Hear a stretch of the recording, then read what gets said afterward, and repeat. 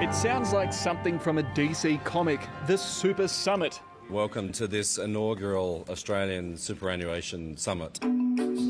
Well, it's not from DC Comics, but it was in DC, in Washington, and powerful men and women in suits did feature prominently. We represent millions of working people and trillions of dollars.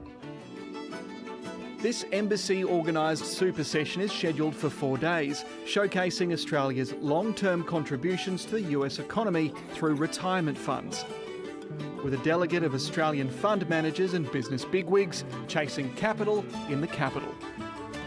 Around 40 years ago, Australia established a national retirement system called superannuation. The Americans were shown a short video explaining what super actually is. Super for us. And super for the US. Let's partner and supercharge America together.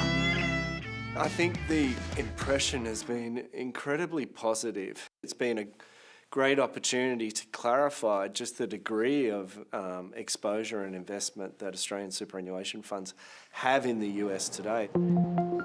David Anderson is the Chief Executive of Australian Retirement Trust. 1/3 of its portfolio is already invested in the US.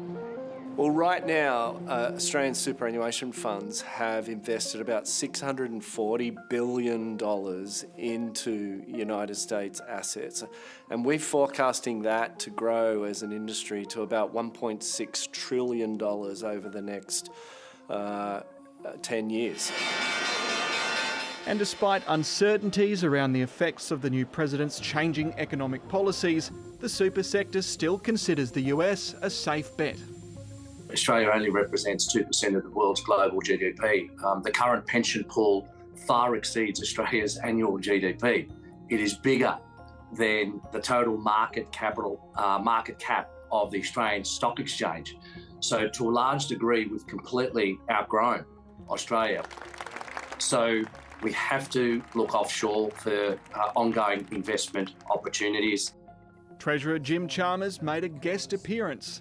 From capital markets to critical minerals, from trade to technology, manufacturing and infrastructure. This summit is, above all, really about stronger returns and stronger economic ties.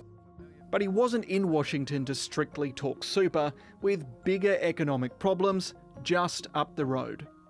We're talking about a tariff of 10%. The tariffs are going forward on time, on schedule. Overnight, President Trump threatened to slap new tariffs on the European Union. We have made a decision. We'll be announcing it very soon, and it'll be 25%, generally speaking, and that'll be on cars and all other things. Clearly, the President has taken a view about he wants a reciprocal tariff regime. He wants to be quite aggressive in using tariffs as leverage. With Australia staring down the barrel of a 25% tariff on all steel and aluminium exports to the US effective March 12, Ambassador Kevin Rudd and Treasurer Chalmers took full advantage of the summit's guest book, which included key Trump policymakers and administrators, the standout, Secretary-Treasurer Scott Bessent.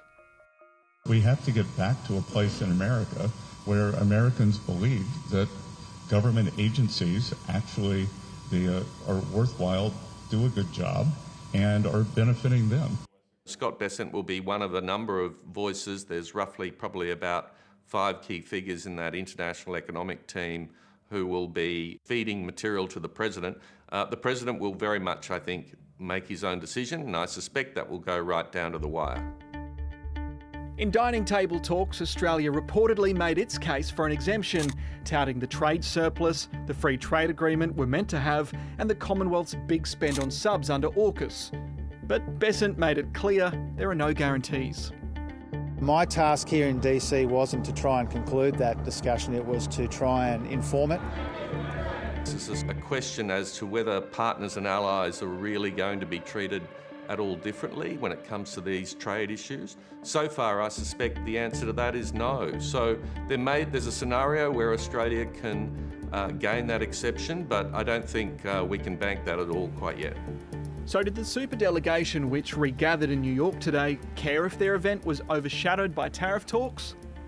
It's the collective view of the summit delegates that's certainly not what's occurred, that there has been a coincidence of events. It does help, though, that Australian super funds have such a large exposure to US assets, and it does help that we're forecasting to invest another $900 billion in the US market over the next 10 years.